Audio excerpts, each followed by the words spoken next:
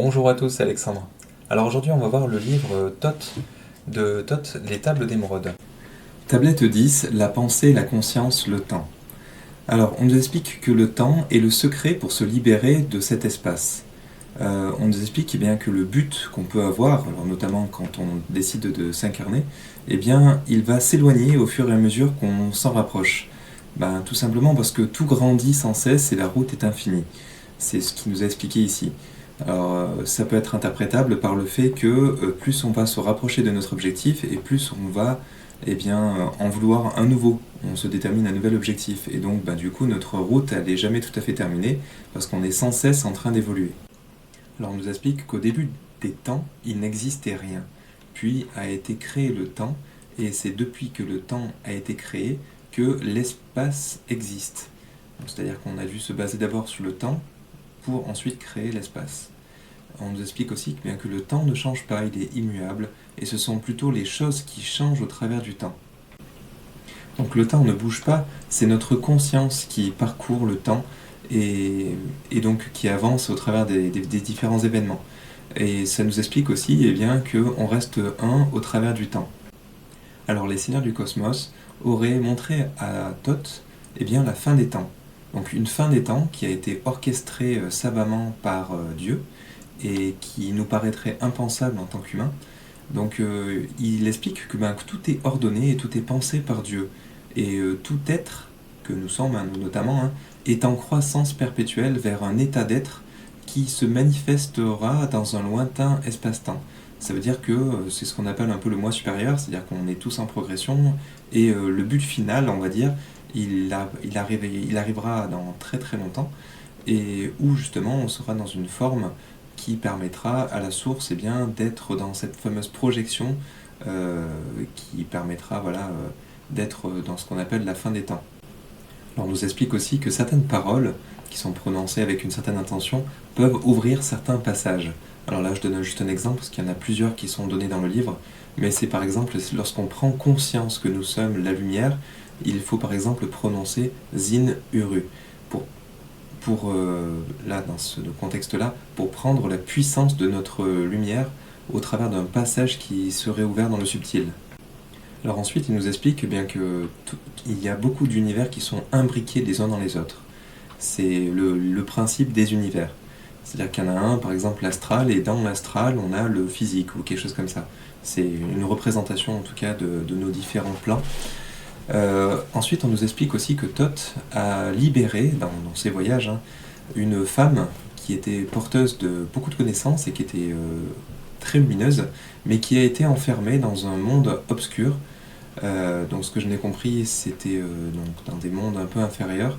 Et donc cette femme lui aurait appris à enseigner beaucoup de choses qu'il nous retransmet depuis.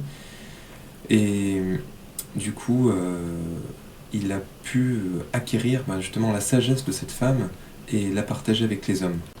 Alors ensuite, on nous explique que la peur nous ramène vers l'obscurité. Et cette fameuse peur, elle est créée par ceux qui sont enchaînés justement par leur peur. Donc c'est ce qu'on appelle un cercle vicieux. Donc c'est pour ça qu'il faut bien comprendre qu'on crée notre réalité. Donc si on se fait influencer par les autres, par la peur qu'on peut nous instiller, on va être à la fois influencé, on va s'influencer soi-même pour créer justement cette fameuse réalité qui va nous enchaîner. Tablette 11, cycle et espace-temps. Alors ici, Thoth nous explique qu'il a parcouru de nombreuses vies terrestres sans mourir et qu'il a récupéré la sagesse des hommes et qu'il a enseigné du coup pour la faire perdurer. Donc il nous explique aussi qu'il a caché tout un tas de connaissances dans les grandes pyramides, alors qu'il a construit lui-même. Ça ne veut pas dire forcément que celles qu'on a retrouvées, c'est celles de Thoth. Ça veut dire que dans les pyramides qu'il a pu construire, il avait mis pas mal de secrets, de connaissances de celle qu'il appelle de la grande vie. Il nous explique aussi que les seigneurs des cycles, ils ont une fonction et ils permettent notamment une progression, notamment des différentes âmes, des différents esprits, jusqu'à ce qu'on puisse tous redevenir un dans le futur. Alors on nous explique aussi que Thoth est un grand sage parmi les hommes, mais il ne sait pas tout. C'est pour ça qu'il avance d'espace-temps en espace-temps, en fait, justement dans l'optique d'apprendre et d'enseigner. Donc après, on nous explique qu'on est chacun à la fois une cellule dans un processus de croissance, justement d'évolution, pour qu'on puisse ensuite rejoindre la source, et on est à la fois du coup un tout dans cette conscience. Donc c'est pas très facile à comprendre, parce qu'en fait on est à la fois un détachement, mais on est aussi la source elle-même, parce qu'on fait partie justement de cet ensemble. Donc on nous explique du coup qu'on est à la fois la cause et l'effet de par notre développement. Ensuite on nous explique que plus notre cycle de croissance est grand, et plus grandes sont nos capacités pour fusionner avec la loi du grand tout. Parce qu'en fait, plus on va s'incarner, progresser, plus on a un cycle qui va être très long, et plus on va être en accord avec un moi supérieur vraiment très développé, pour justement pouvoir remonter plus facilement, et du coup s'affranchir de nos incarnations. Donc on nous précise justement qu'au fil des incarnations, notre vibration augmente de plus en plus, tout simplement parce qu'on progresse, et notre âme du coup se rapproche de plus en plus des vibrations divines. Alors bien sûr, étape par étape, ça va très doucement, mais selon les incarnations, mais en tout cas c'est le but. Ensuite on nous explique, donc c'est une phrase assez importante et qui est souvent reprise, c'est que ce qui est en haut est comme ce qui est en bas. Donc effectivement, c'est ce qui a déjà été décrit un petit peu plus haut, c'est que effectivement on est comme un détachement du divin, donc en fait on est une projection, donc ce qui est en haut est comme ce qui est en bas, on est la même chose en fait quelque part. Donc après on nous explique que certains travaillent pour progresser sur d'autres plans avec d'autres règles et d'autres lois. Ça peut être le cas par exemple sur des formes d'incarnation qui ne sont pas sur Terre du coup, mais sur des plans un peu plus éthérés, et donc il y a d'autres lois, il n'y a pas forcément la même gravité, il y a plus de facilité, etc. Et du coup souvent ce sont des endroits, des lieux où il y a plus de lumière, où c'est beaucoup plus lumineux, et on a beaucoup plus de bienveillance les uns avec les autres. Donc ensuite on nous explique quelque chose de très important, c'est qu'il n'y a rien qui compte plus que la progression de l'âme. Et ça, pour un humain, c'est très compliqué à comprendre, parce qu'on est dans nos peurs, dans nos petites vies, etc. Mais les enseignements qu'on a pu nous transmettre là-haut, c'est pas pour rien, c'est justement pour qu'on gagne un maximum de temps dans notre incarnation, et qu'on n'ait pas besoin de se réincarner X fois. Donc c'est un enseignement qui est assez important par rapport à ça, pour gagner du temps. Donc après on nous explique que si on le comprend, on arrive à sortir de cette servitude matérielle qu'on peut retrouver sur le plan physique. Et donc il faut toujours chercher à se perfectionner sans cesse au niveau de l'âme, de nos comportements, de ce qu'on peut apporter à l'autre, et de ce qu'on peut s'apporter en tant qu'amour bienveillant pour soi-même aussi. Donc il nous explique ensuite que pour devenir un enfant de lumière, il faut prendre conscience justement de qui on est, et qu'on travaille justement à se perfectionner. Tablette 12, cause et effet. Alors Thoth nous rappelle que tout est cause et effet, et que le futur n'est pas figé. En fait, les événements dépendent de notre libre arbitre. Donc on peut très bien influencer avec notre libre arbitre le futur, donc rien n'est figé. Souvent on nous explique qu'effectivement notre fin de vie est prévue, mais les événements vont être pas forcément programmé, mais orienté pour que notre fin de vie se fasse à telle période, tel moment. Mais ça ne veut pas forcément dire que les choses sont gravées dans le marbre en ce qui concerne le futur de l'humanité.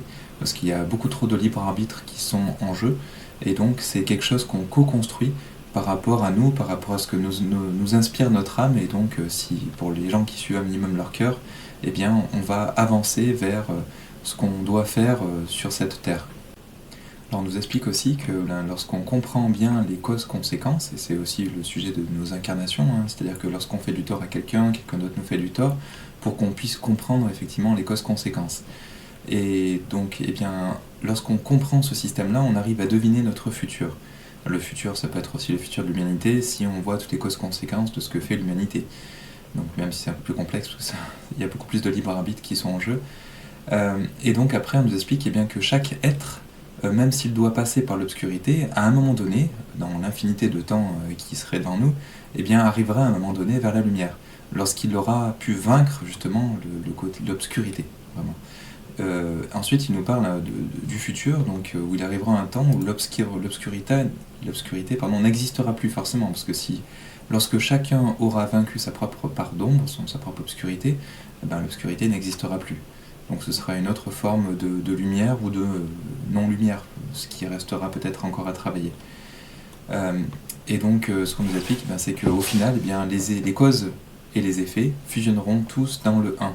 Parce que bien, c'est ce qu'on nous expliquait un petit peu tout à l'heure, c'est que il y a un projet qui est prévu et orchestré par Dieu ou par la source, qui fait qu'on va tous se rassembler à un moment donné, et ce sera la fin justement de ce projet où il y aura un nouveau monde qui se créera à partir de ce moment-là.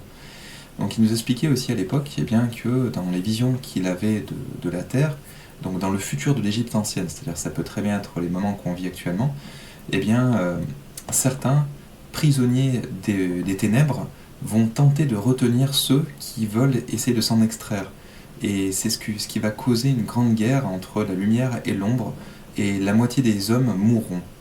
Et jusqu'à ce que eh bien, la lumière, ce qui est vraiment encore supérieur, qui n'est pas incarnée, nous rappelle que nous sommes tous frères et que ce combat est inutile. Donc à ce moment-là, l'Atlantide devrait normalement ressurgir, et l'âge des Lumières viendrait et chasserait les ténèbres. Donc l'homme se rapprochera du 1 et pourra changer de dimension. Alors quand on parle de changer de dimension, là on parle de 5D, 6D, 8D, bon après tout le monde dit qu'on va monter de je sais pas combien de dimensions. Alors bon, c'est un point de vue, c'est une façon de voir les choses, mais il faut comprendre qu'on ne parle pas forcément du plan physique, hein, comme Toth l'expliquait tout à l'heure, tout est imbriqué, mais on peut très bien monter en dimension au niveau de l'âme ou au niveau de notre corps astral, par exemple, en montant en vibration, mais ça ne veut pas forcément dire que notre corps va bouger, simplement nos corps subtils, eux, peuvent évoluer. Donc merci de nous avoir suivis, merci de nous laisser un pouce bleu, et merci de vous abonner si vous voulez être informé de nos prochaines vidéos. A bientôt, au revoir.